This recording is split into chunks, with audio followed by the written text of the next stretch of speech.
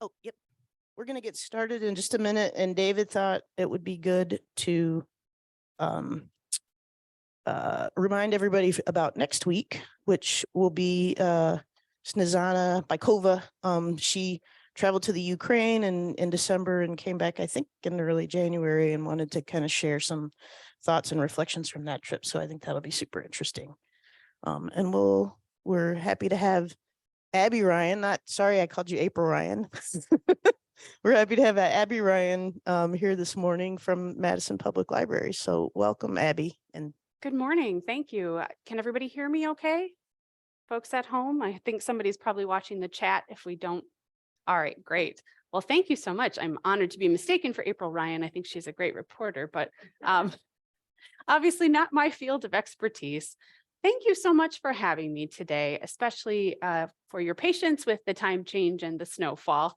I very much appreciate that. It looks like my screen is still loading here. Sorry, we'll get that up in a moment. Obviously, the fun of technology, right? Well, I had the pleasure to meet some of you virtually during our library closure, and then hopefully many of you in the months since we've reopened. It's lovely to see you all. I don't usually look like this at the library. I usually still have my mask on. I've got some immunocompromised family members. So if you see me, I will be wearing my name tag. Please say hi. You might not recognize me right away. I'm thrilled to be asked back to talk to you more about libraries, which is something that I love to do in all places and at all times. It did throw me for a little bit of a loop right away when I thought of, coming to a faith community. And I thought, oh, what does a library have in common with the faith community? And then I thought, well, here you are at a forum, right? A forum is a place to gather, to share information and stories, to ask questions and get answers, and to form community. And then I thought, aha, that's the library as well. So glad to be with you today. I'm going to check on this because this is a little disturbing to me. I'm seeing it on my screen, but it's not coming up. It's paused. Let's see what could be the issue there. Yeah, let's stop share and we'll try one more time here. And if it doesn't work, that's okay. I'll share you my screen, my slides another time.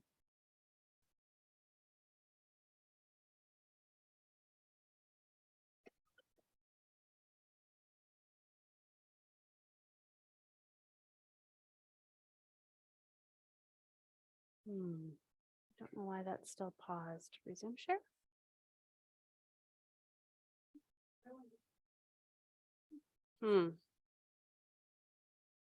Yeah, it's not doing anything.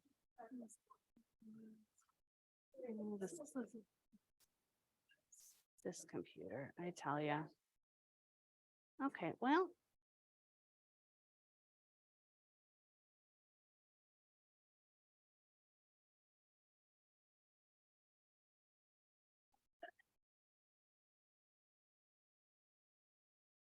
All right, I'm going to try this one more time. If this doesn't work, we'll just go without.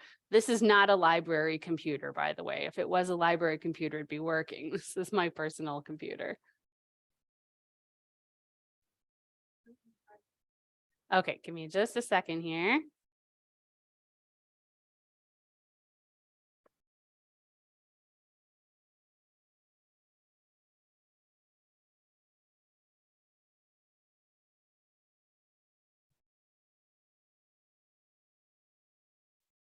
Aha, now we're in business. All right. Thank you, everybody. I really appreciate your. Oh, come on.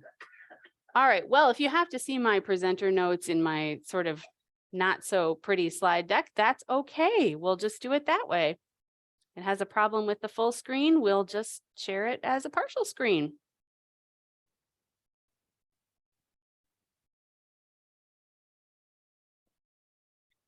All right, we'll do it that way.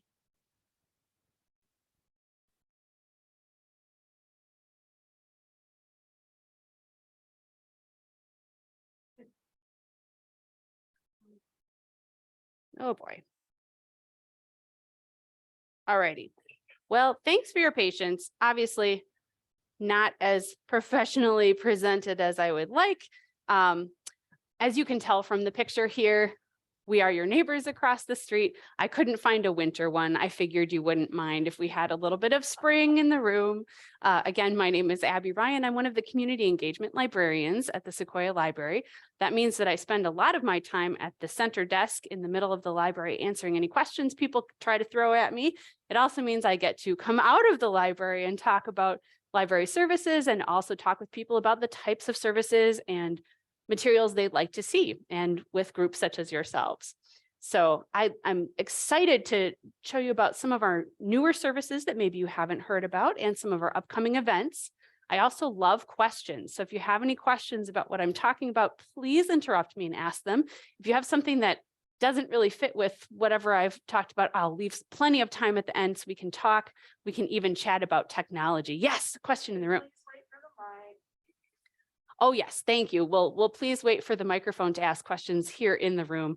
And I know we've got some folks monitoring for all of you who are joining us at home. How long has the Madison Public Library had community engagement librarians, and why did they start that? That is a great question. We actually started with a community engagement coordinator in the year 2017. And part of that is actually we've been partnering with the community and doing community events for longer than that. And finally, our management decided, oh, we really need somebody to kind of keep track of all of these partnerships that we've got going on. And so I think there's been sort of an overall shift maybe from the libraries of my youth, when you might see an adult services librarian sitting at the desk, to then that has kind of shifted toward public services, acknowledging that we cross a lot of age and other boundaries with the services that we have. And then community engagement librarians were added shortly after that. I want to say I was part of one of the early classes of that position, and I was hired in 2018. So just acknowledging that is a priority for the library. So excellent question. Thank you. So I did start with Sequoia in the year 2018. I've actually been with Madison Public Library since 2010. I am a lifelong Madison resident, graduated from West High, went off to St. Olaf College, majored in music, came back, didn't know what to do with myself, started working in a bookstore, and then years and years later, discovered the library, went back to UW-Madison, got my master's in library science, and here I am. So a little bit about me. Let's dive right in. Some of these will be, I'm sure, well known to you. Since we are at the time of year we are between the spring primary and the spring election, just public service announcement for you all. Yes, Madison Public Libraries will again be in-person absentee voting locations. I've put some hours up on here. I'm going to read it off because the print is tiny for you in the room. I'm so sorry about that. So we will again host in-person absentee voting from March 21st through April. Actually, that should be April 1st. Sorry about that. And all Madison residents are eligible to participate in that. The hours are going to be 11 a.m. to 7 p.m. weekdays, and that's March 21st through 31st, and then 10 a.m. to 4 p.m. on Saturdays, March 25th and April 1st. And there is no voter registration on April 1st by state law. So it's not a joke, it's state law. We will also be a polling place on election day. If you're not sure if we're your polling place, there's a wonderful website, myvotewisconsin.gov, that you can check to find your polling place. So just quick public service announcement there. And then I had a specific request to talk about Kanopy. Kanopy, if you haven't heard of it, spelled interestingly with a K, is actually a digital streaming services platform. So this is digital video. You might have heard of like Netflix and Hulu and Disney Plus. Well, this is a version that the library can offer you. So Kanopy is actually, I'm sorry about the size of this. I'll see what I can do about this. Thousands and thousands of videos and TV shows, and including some family-friendly content as well, available to you with your library card. I think it's just a tiny bit hard to set up the first time, so just give yourself an extra 5 minutes. But after you've got that set up, it's very easy to use. And in fact, since we're using my computer and I've got all these tabs open, let's see if I can show you an example. We were just using this at my house this week. I have a little one who's not feeling so well. I know I stopped sharing for just a second to change tabs because thank you. Yes, thanks for keeping an eye on that. All right, so here's an example of what Kanopy dashboard looks like here. I'm in the Kanopy Kids area for obvious reasons because I have a 6-year-old. The lovely thing about Kanopy Kids is it's actually unlimited content for families over the month, which is really lovely to have an extra place where you can go for family-friendly videos. For our adult content, if I try Exit Kids up here, hopefully that'll show us the rest of the site here. I'm signed in with my account. You can see up at the top right-hand corner here, 10/10 credits. Your library card entitles you to 10 free credits a month. And then each month you get another 10 credits. So of course, like a lot of our library resources, it is not we still have to pay for all of the resources, and it can't be, we have to be able to share them all together. And the streaming model is not unlimited for adult content, but you can find some pretty great things here. We've got series, some of them you'll recognize from like PBS and other content creators, documentaries. There's my kids one again. They've got movies on here, newly added documentaries, world cinema, and also some series. So I believe I just saw that, I don't know if this is a coincidence, but 3 of the most highly streamed titles on this platform last year were this TV series called The Librarians, season 1, 2, and 3. So just a funny little tidbit for you there. All right, I'm gonna take this off here. As I mentioned, the first time you set it up is always the worst. It's one of those platforms that asks you to establish a username and password, and you'll need your library card number. You can make it very easy though. I see we have a question if we could bring the mic over. Can we go to the library and have one of the librarians set it up for us? Absolutely. I'm That's glad what you mentioned that. yeah. We're always happy to, especially if you can bring your device. It's wonderful to have you bring in your device for something like Kanopy or Libby, which I'll talk about in a little while. We're happy to try to talk you through it. I've attempted it on the phone. It is a lot easier in person.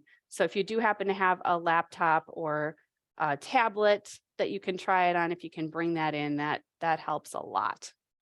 Abby, I'm going to ask a question that you can save to answer later, but when I've been at Sequoia, I've really appreciated that that's the place where the We All Need Diverse books started. Oh, And I think there's a wonderful message there that I hope you'll share. And it's not just for the people who happen to be diverse, but it's for all of us because we benefit from, well, that's what I think anyway. But I hope you'll maybe mention that because Sequoia should be so proud of that's where all those efforts started. well, thank you very much for bringing that up. That is obviously something that means a lot to us. I also have to give credit where credit is due.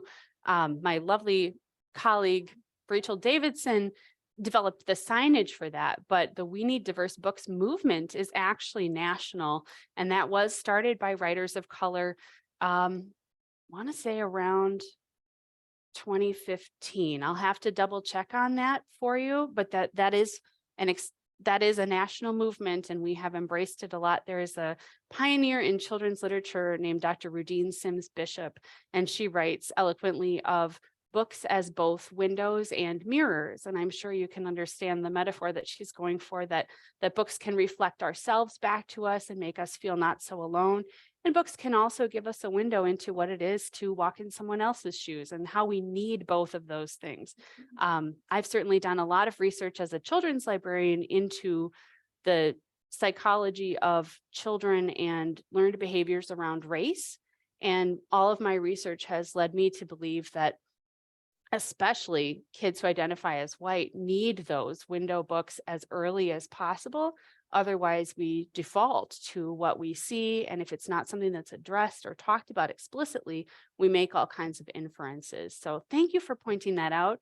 And I have to say that my colleague, Angela Lewis at Sequoia, does an amazing job with her displays. If you're ever thinking, oh, I'd like to read more diverse authors, but I just don't know where to start, those displays are wonderful places to start. She does a great job of being as inclusive as possible. All right. Well, thank you for that excellent point there. I'm going to try one last adjustment to this terrible PowerPoint here. I'm so sorry, folks. Let's see. Yeah.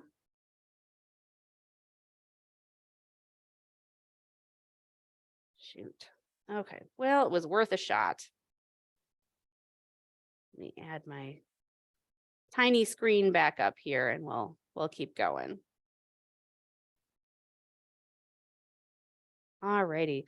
As promised, we also have the online option of listening to and reading books through Libby. Can I just have a quick show of hands? Has anybody heard of Libby? Anybody use Libby? Oh, great. Okay, so we have quite a few folks in the room who are using it already. I will talk about that in just a second. I also got a specific request to talk about another way to listen to books. Of course, we have CDs. Y'all are probably familiar with those, but I know at least one person here really loves Playaways also. So I brought a couple examples with me. Playaways look like this, kind of like a Walkman, if you remember that. They're preloaded with one title that you can listen to. You pop a battery in.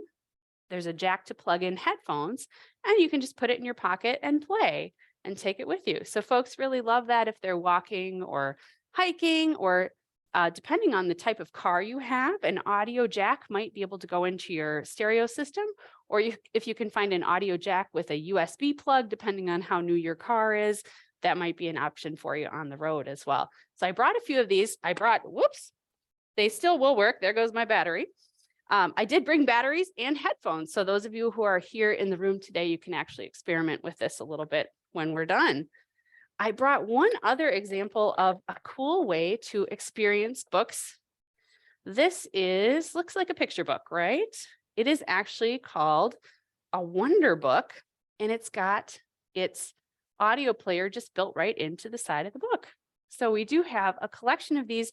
They're mostly titles you'd think of as children's books, but I wanted to bring these for you to be able to experience in case you have some younger readers in your life or some learning readers in your life, because of course listening is a great way to train those reading muscles.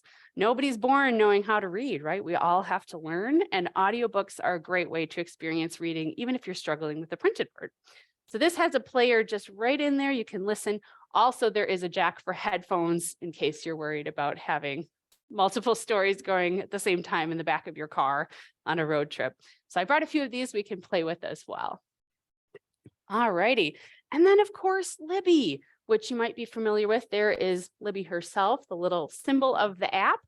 So Wisconsin has a digital public library across the whole state. It's called the Wisconsin Digital Public Library, and all library systems contribute to that.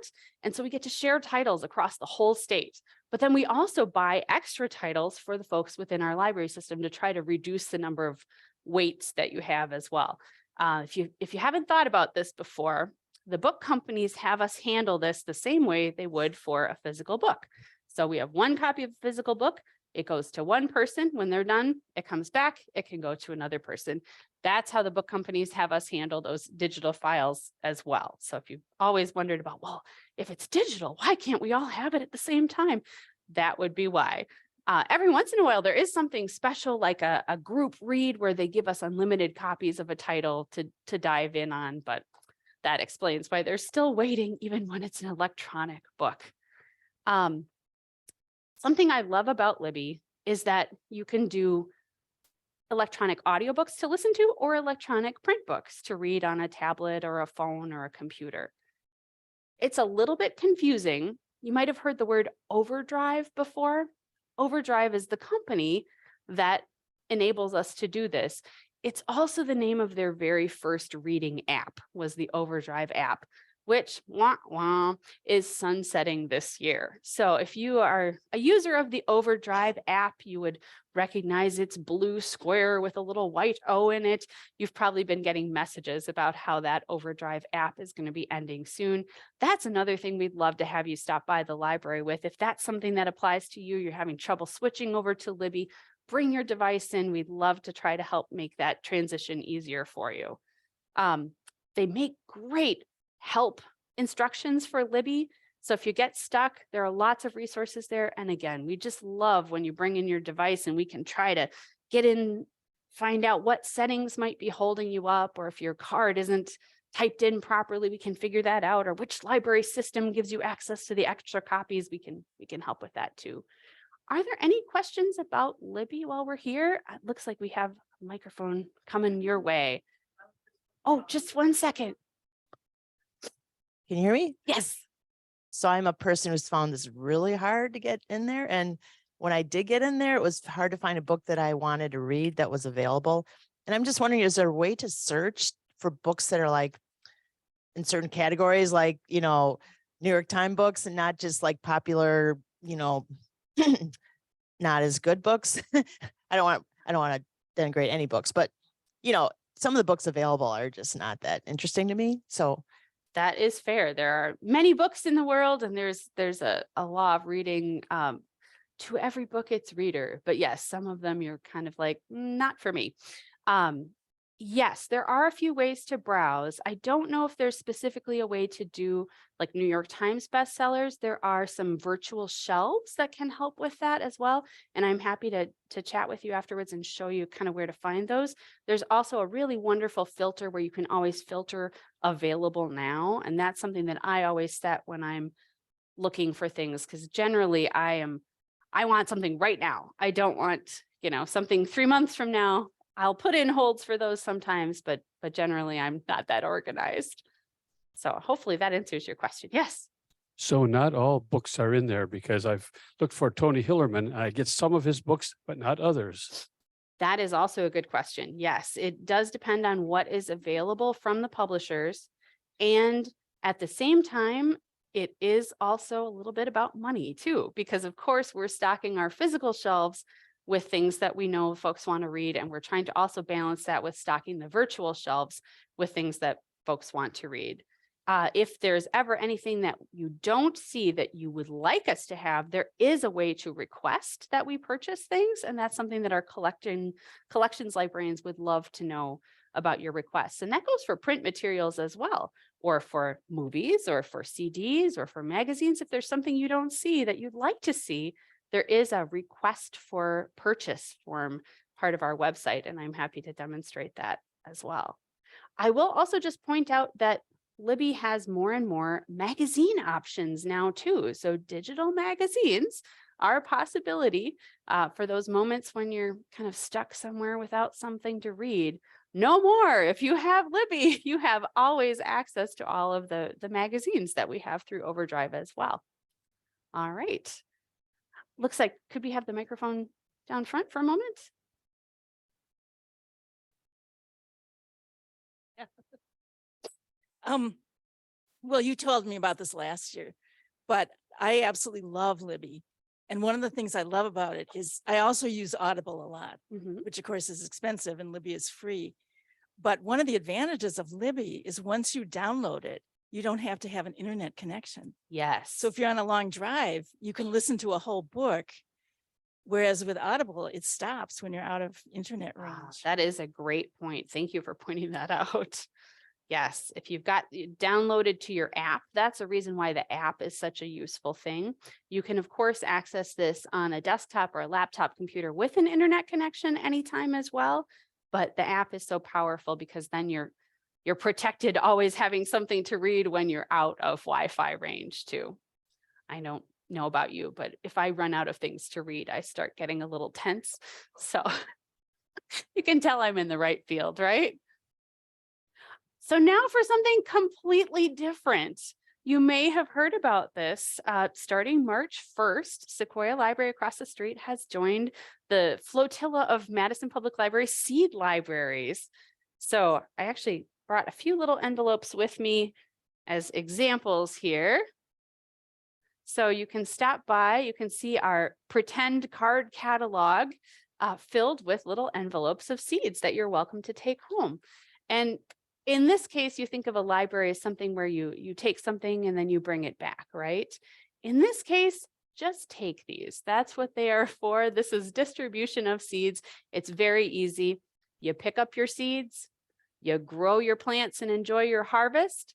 And then afterwards, if you want to collect and share your seeds with your neighbors, that's a great way to pay it forward, but we don't expect you to bring seeds back to us. In fact, please don't. We actually don't have a place to store them, but please do share your harvest if you feel so moved. And so we're helping to create this culture of sharing and community, and saving seeds, of course, is a time-honored way of making sure that varieties you love continue into the future. I have to learn more about saving seeds myself, and I'm sure that there will be library programs about that coming in the next few months. Selections may vary, and of course, when they're gone, they're gone. There's not a limit to how many you can take, but just like a lot of our other library materials, we do have kind of a finite quantity. So thank you for thinking of your neighbors before you completely clean us out of cilantro. I can tell you we've got so much cilantro, so please take all the cilantro that you want. We're working on making sure we bulk up our squash selection. So very exciting times for us at the library, though. All right. And of course, we're famous for books, but there's a whole lot more. I've actually brought a few examples with me today. So we actually have, through a partnership with the Feminist Bird Club Madison chapter and the Madison Public Library Foundation, we actually have birding backpacks at all of our libraries to check out. I've actually brought one of ours with us today. You can find details on our website, and if you're here in the room, you can open it up and take a look. It's got binoculars, some guides in it.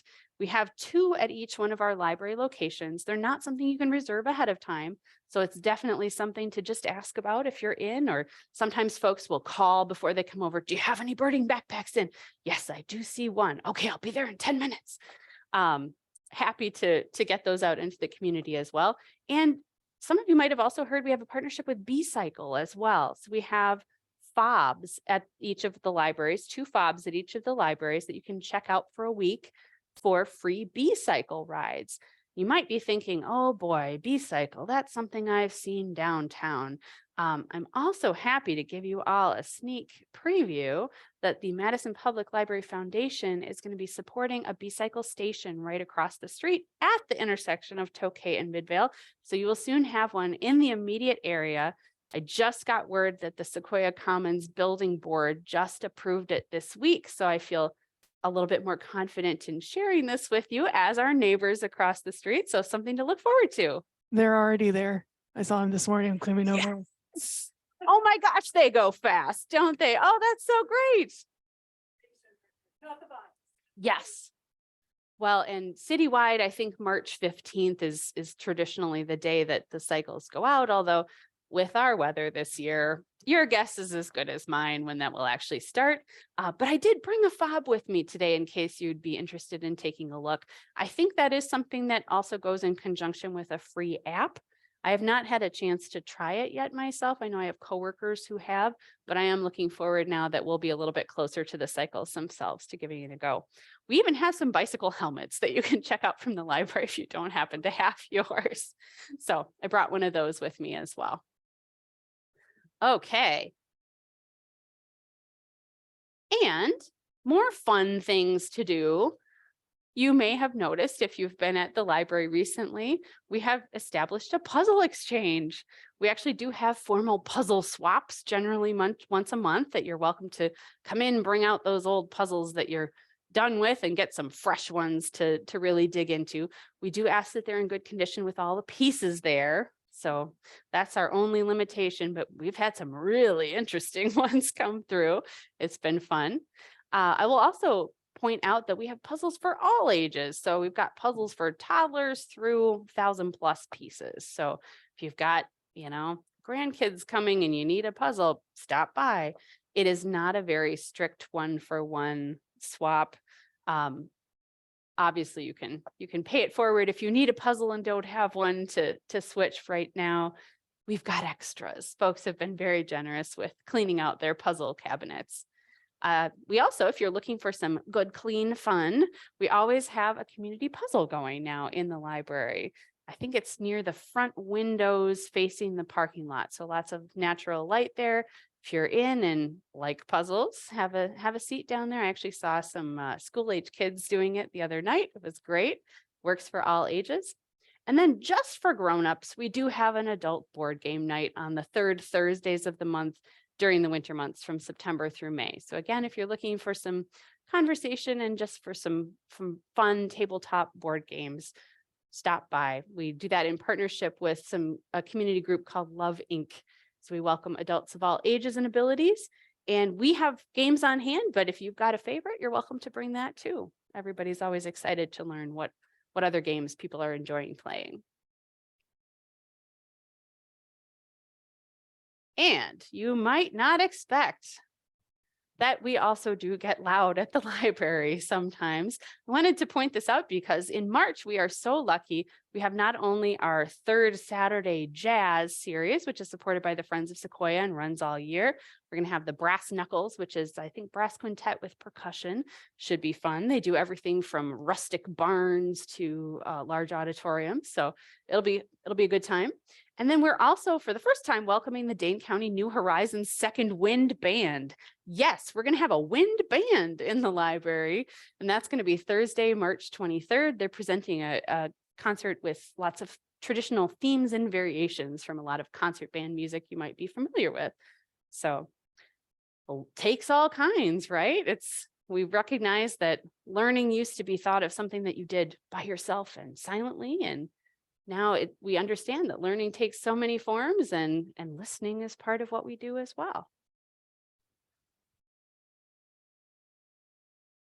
And of course, we love to bring you trusted information. I just wanted to point out we have part of a consumer protection series coming up with the folks from the Wisconsin Bureau of Consumer Protection. We did have a discussion of common scams and frauds targeting seniors in February, and then we're going to continue this series on I think it's fourth Fridays of the month between 2 and 3. Identity theft is coming up this month on March 24th. And then home improvement contracts under Wisconsin law is coming up April 28th. That might be especially helpful for some of you who might want to take advantage of some of the funding and tax credits that were included in the Inflation Reduction Act this year for future years, and trying to figure out how that might fit in with your financial plans. Speaking of those, if you missed our discussion about the Inflation Reduction Act, we have some wonderful partners with the Midvale Heights Community Association Green Team, and we're working hard to bring more of those events about sustainability forward this year. We just had Kathy Kuntz of the Dane County Office of Energy and Climate talk about the Inflation Reduction Act, which is also the largest climate legislation bill to be passed recently as well, which I know that the title was enough to put me off. But it was a great presentation. She told us all about all the wonderful tax credits that are going to be becoming available in the next few years. So if you have questions about that, I have some websites bookmarked I can share with you on that as well. If you have ideas, love to hear more about what you're interested in. And of course, we've got lots of wonderful events with art and making coming up. I'm thrilled to say we're actually going to be having an exhibit along with demonstrations and classes from the Madison Felters Guild starting in April. So April and May we'll have those starting out. And then we also have some nice adult beginning illustration classes coming up with a colleague of ours from another library who's also a professional illustrator. And so they'll be showing how they use the electronic app Procreate to create patterns like this one, and how they use that in their work. So chance to play with something that maybe you've not had a chance to play with, hear from a professional illustrator if that's something you've always been wanting to do. We're also going to have an encore version of the memory book making workshop with artist Angela Johnson. I don't know if anybody had a chance to participate in either of those that we've been able to do previously, but that is, she'll teach you how to make your own kind of accordion style memory book and also prompt you what you might like to make that about. So it's also a writing workshop and an idea workshop, as well as a crafting workshop. Looks like we've got a question here.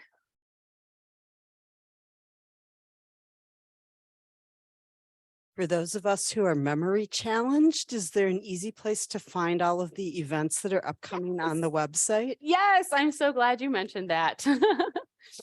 We do have printed monthly calendars that you're welcome to take with you from the library, and I have some of those with me today from March, but also our calendar of events on the website is the best place to look. And on my last slide, I think I've also got a mention of that, and I can show you that before I leave today too. So also just pointing out, if we've got any knitters or crocheters, we do have a Tuesday knitting club every week, 1 to 4. Great place to come and chat and work on your project. There's no instruction. It's just a community of folks who love fiber and can share your frustrations or your triumphs. They love that. Most of the things that will require registrations will open up 2 weeks before, and that'll all be on our website as well. And then I don't know if anybody's familiar with the Bubbler at Madison Public Library. I see some head nods. That's kind of our name for the initiatives around making and doing and active learning. It's everything from bike repair to cheese making, but a lot of art as well. And so we actually have a call out for artists right now for working in our libraries this summer. So if you know anybody who is interested in art, please direct them to the Bubbler at Madison Public Library website. There's more information about those open calls there. I'm also thrilled that on that site is information about our new processes for exhibits in the library too. We're moving toward a process where we can more fairly compensate artists who exhibit in our spaces. So very thrilled to be able to support them in that way. Okay, we are getting close to the end here. This is a season that we are especially hoping to hear from you and all of your neighbors. We are actually trying to put together a plan for the west side of Madison. The east side got to have a plan in about 2016. And one of the things that came from that plan was the new library that's going to be going in the Imagination Center at Rindall Park, which is actually a joint venture between the library and the Parks Department. Oh my goodness, so many things we can do with that type of cooperation. Not saying that we'll get a new library on the west side out of this, but more importantly are these conversations where we are all invited to think about the type of community that we'd like to live in on the west side of Madison, the strengths we see, the things that we see that are missing. We actually are going to have a couple of conversations coming up at the Sequoya Library the last week of March 27th and March 30th. And these are going to be small group conversations, only about 12 or 13 of us in the room.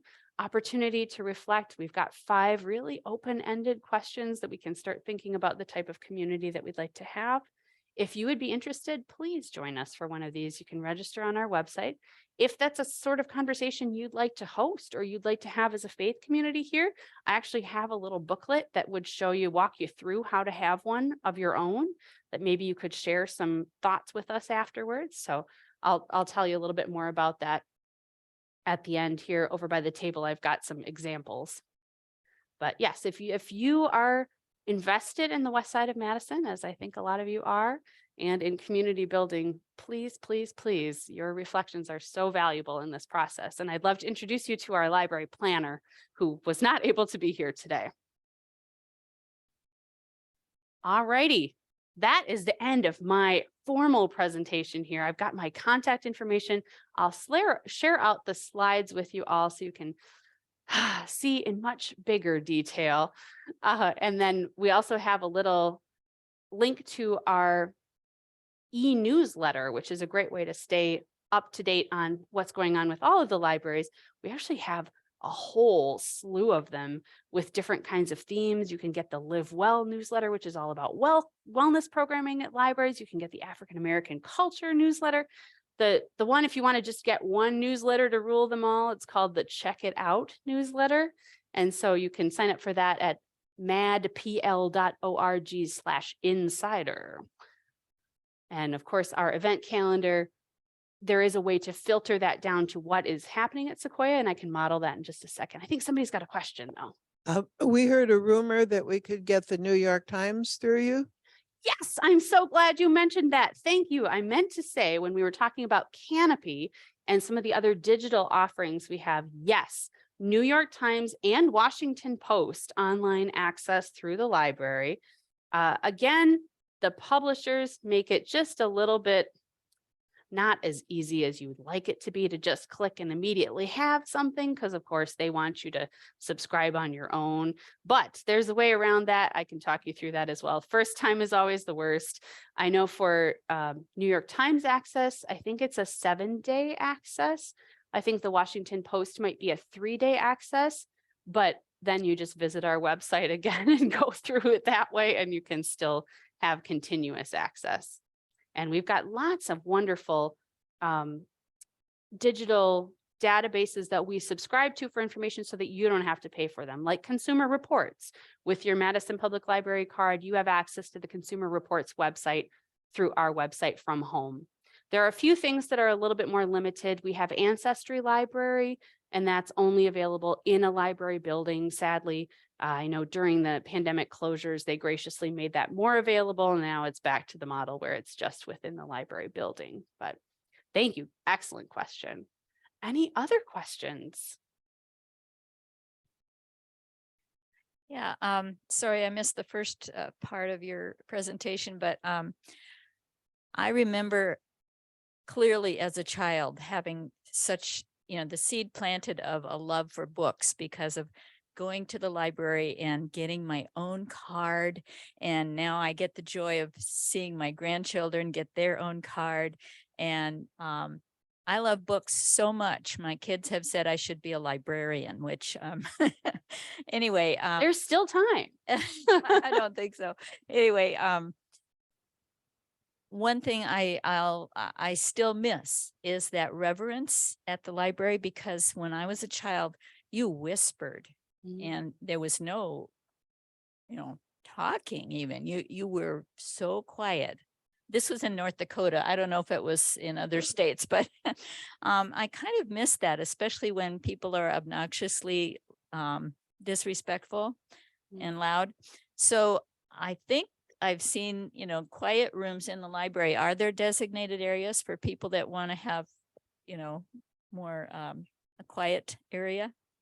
Thank you for pointing that out. Of course, when we are in community, all of us bring different expectations and needs to our space. And the library as a shared space is trying to make that possible for everyone who is there. I spoke a little bit earlier about how we acknowledge that not everyone learns in the same way. And that might be maybe one transition from the libraries of my childhood as well, where silence was expected. Now we understand that learning can be also very social. And so it does involve some additional sound. Although we are trying to also protect some quiet space for folks who want that for their learning, who expect that. I know at Sequoya Library in practice, generally the farther you go toward the fireplace, the quieter it is. And so that area near the periodicals and the magazines and the fireplace is generally the quietest at Sequoia. We also do offer noise canceling headphones and earplugs, if that's something that can help as we're sharing that space and community.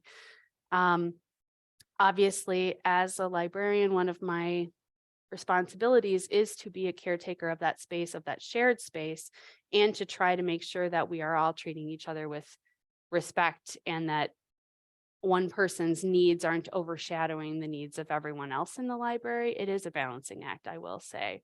So thank you for bringing up that point. We do the best we can with creating that community and that shared space. So thank you for sharing. And there are still wonderful opportunities, I would say, for that sort of hushed reverence. I don't know if you've ever been present in a story time, but when you have that book that is going to work for that room full of squirrely 4- and 5-year-olds, you can hear a pin drop, and it is magic. So the magic of books is still with us. The joy of reading, the love of reading, that excitement of getting library cards, which, if you didn't know, is up to the parents and guardians at whatever age they'd like to get some for their kids. I know I've seen newborns with their own library cards. I've also seen folks wait until, you can sign your own name. I know that's how my parents did it. So thank you for reflecting on that and giving me an opportunity to talk about that.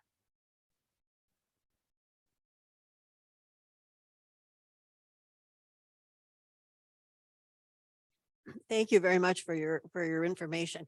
I'm the librarian that is kind of in charge of Midvale's little library, and we've always had a library, but because we have Sequoia right next door, we have chosen not to put most things in it. So our library is particularly things that are religious in nature and devotional in nature. And we have been working really hard, and Eric has been an important part of that effort to get a good collection of children's books and picture books. And one of the things we're trying to do with all the members of the congregation are to help them understand that they're really not just children's books, that these picture books are as valuable for adults as possible. And so I just wanted to share that. I also have a question, and that is, those of us who live outside of Madison, such as Verona, where we are, can we still use in the library most of the things at Sequoia, or are we limited because we're not actually Madison residents? That is a great question. Thank you for asking that. And thank you also for your reflection on the library here at Midvale. I'm so glad that you're putting in the wonderful effort with that. Yes, I am a youth services librarian. I have a background in story time, etc. But yes, I cannot echo your point enough that picture books, it's just the format, right? People, picture books are for everyone. The types of situations and knowledge that you will find in picture books really goes from age 0 to 101. It's amazing. The other question you had about using the library from a residential area outside of Madison, all the physical materials, yes, we are all part of the same 7-county system. There are even quite a lot of overlaps with some of the digital materials. So like it'll be exactly the same in Libby. There may be a few differences. I think Kanopy is one of those differences where that's a database, a service that Madison Public Libraries have subscribed to specifically for folks who have Madison libraries listed as a home library. I think Middleton might offer something similar for something called Hoopla, which is also another streaming service. Verona may offer some things that maybe Madison doesn't. I do believe that for access to those things, it is possible to just change your home library, and a library staff member can help with that. There are pros and cons to both of those though. So you just want to make sure that you check, and usually the library's website is very good about saying what you would have access to statewide versus what you have access to through your system versus what you have access through just through your municipality. So that's a great question. Thank you. Yeah, I wanted to add, even though I appreciate quietness at the library, I also love the monthly music, live music. And I'm glad. I remember it used to be on Sunday afternoons. I'm wondering if the library is going to stay having Sundays be closed, or if they will eventually have Sunday afternoon hours again. Thank you for asking about that. I forgot to mention that the library still does have Sunday afternoon hours, but they are just not at the Sequoia Library. In, I want to say it was 2021, the Madison Public Library Board made a decision based on equity of access to relocate the hours from Sequoia and Pinney, which were the large West and East Side libraries, to the Lakeview and Goodman South Madison libraries, which are the largest North and South libraries. Those are just more accessible to a larger number of folks that we don't think can join us on weekends. So that is the consideration. Central Library is also open on Sunday afternoons as well, including, I believe, Easter Sunday. The Central Library is. The other smaller ones are not, but those are from 1 to 4. So please do join us at one of those libraries on Sunday. I know at least the Lakeview and Goodman South Madison libraries will have in-person absentee voting on Sundays, April 2nd as well in the afternoon. It's like your absolute last chance to vote in person before the election. Thank you. Question? Totally different question that you can choose to answer.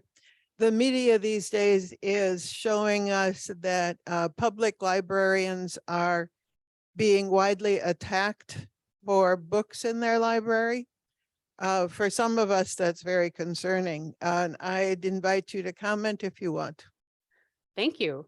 I also find that very concerning. I think actually school librarians are probably under more threat than public librarians at this point.